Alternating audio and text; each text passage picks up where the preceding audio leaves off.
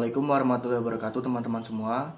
Perkenalkan, saya Sandi Jalusida Pratama dari Prodi Pendidikan Sejarah Fakultas Ilmu Sosial Universitas Negeri Semarang. Dengan nomor induk mahasiswa 310142154. Sebelumnya, apa kabar teman-teman semua? Saya harap teman-teman semua dalam keadaan sehat. Dan pastinya saya akan selalu mendoakan teman-teman agar selalu diberikan kesehatan dan juga kenikmatan dari Allah Subhanahu wa taala. Nah teman-teman, pada kali ini saya akan membahas salah satu kesenian yang berasal dari kabupaten tempat saya tinggal sekarang, yaitu Kabupaten Blora. Sebelumnya, Kabupaten Blora merupakan salah satu kabupaten yang berada di Provinsi Jawa Tengah, yang berbatasan dengan beberapa kabupaten seperti di sebelah barat berbatasan dengan Kabupaten Grobogan, sebelah utara berbatasan dengan Kabupaten Pati dan Kabupaten Rembang, sebelah selatan berbatasan dengan Kabupaten Ngawi, Provinsi Jawa Timur, dan sebelah timur berbatasan dengan Kabupaten Bojonegoro dan Kabupaten Tuban, Provinsi Jawa Timur. Blora juga dikenal memiliki berbagai julukan, seperti Blora Kota Jati, Blora Kota Sate, dan juga Blora Kota Barungan. Julukan-julukan tersebut diambil berdasarkan berbagai ciri khas yang ada di Kabupaten Blora ini, teman-teman. Seperti karena melimpahnya pohon jati di Kota Blora, sehingga Blora mendapatkan julukan sebagai Blora Kota Jati. Selain Blora Kota Jati, Blora juga mendapatkan julukan sebagai Blora Kota Sate. Karena di Blora terdapat salah satu kuliner khas, yaitu sate yang disajikan bersama bumbu kacang khas Blora. Bahkan di Kecamatan Kunduran, Kabupaten Blora, didirikan Tugu Sate sebagai wujud rasa bangga atas kuliner ini. Terdapat satu lagi julukan bagi Kota Blora yang cukup terkenal, yaitu Blora Kota Barungan. Julukan ini diberikan kepada Kabupaten Blora karena Barungan Blora merupakan salah satu kesenian daerah yang sangat populer dan juga sangat digemari oleh masyarakat di Kabupaten Blora. Kesenian Barungan ini biasanya ditampilkan di acara-acara seperti khitanan, pernikahan, festival, atau sedekah bumi atau yang disebut dengan gas deso, dan di acara-acara lainnya. Di dalam kesenian Barungan ini terdapat beberapa tokoh seperti sang tokoh utama yaitu Singo Barong atau Gemung Amijoyo, kemudian Gendruwon atau Jokolodro, Pentul yang terdiri dari Untuk, Noyon Toko, dan Mbok Gina, Jaranan yang merupakan pasukan dari Jenggala, dan Patih Bujangga Anom atau Bujangga Anom.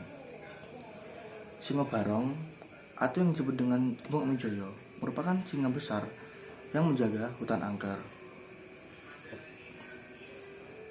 Kesenian Barungan ini berbentuk tari kelompok yang setiap gerakannya mencerminkan dari keperkasaan sang Singo Barong.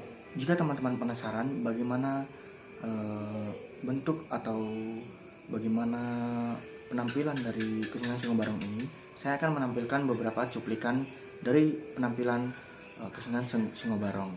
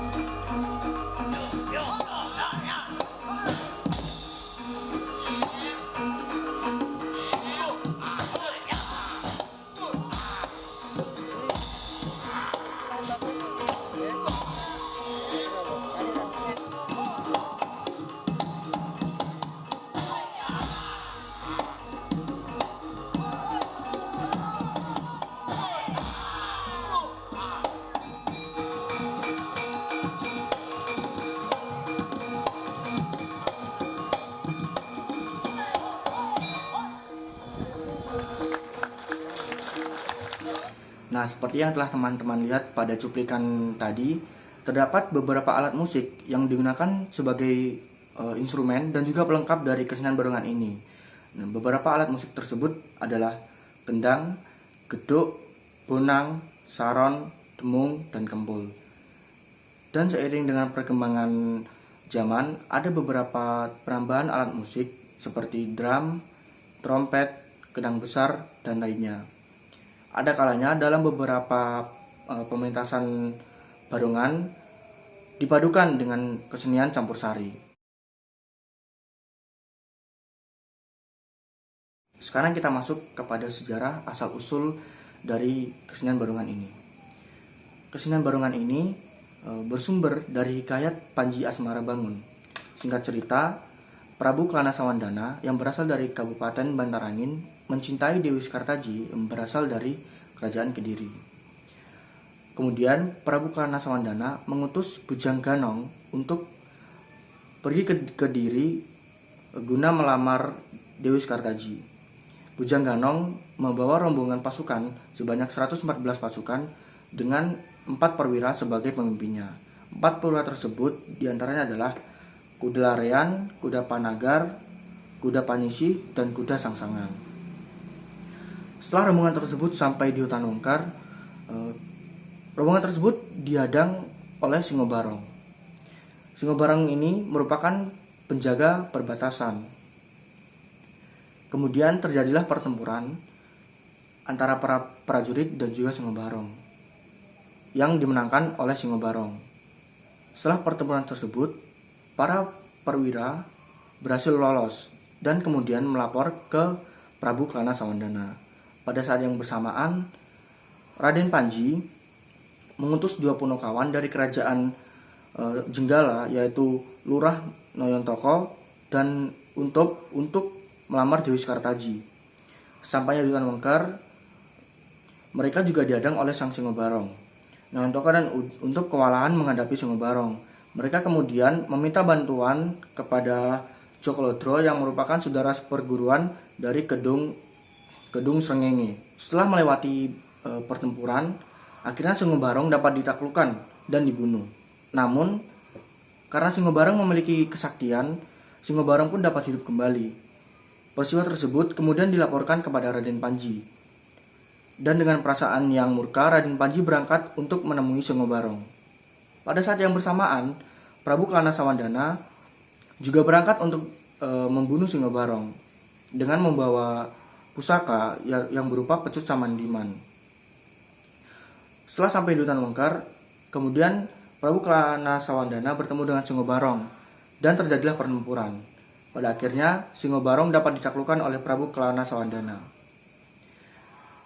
Dan kemudian Singobarong diberikan perjanjian atau kesepakatan untuk mengembalikan kekuatannya.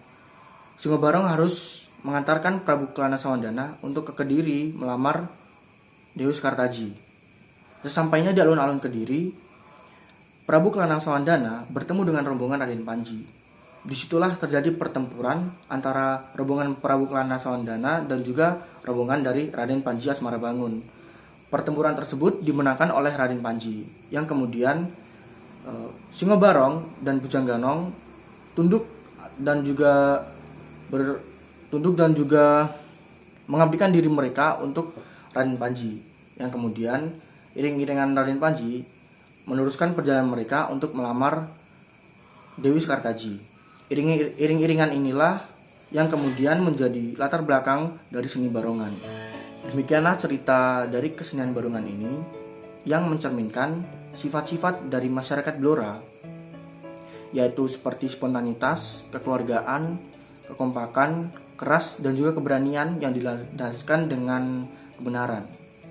Pesan saya adalah semoga kita sebagai generasi muda dapat terus melestarikan dan juga menjaga kesenian-kesenian dan juga kebudayaan-kebudayaan yang ada di Indonesia ini agar terus terjaga dan tidak hilang tergeser oleh budaya-budaya luar yang bisa saja menjadi dampak buruk atau dampak negatif bagi generasi yang akan datang. Demikianlah materi yang dapat saya sampaikan. Mohon maaf bila ada kesalahan. Wassalamualaikum warahmatullahi wabarakatuh.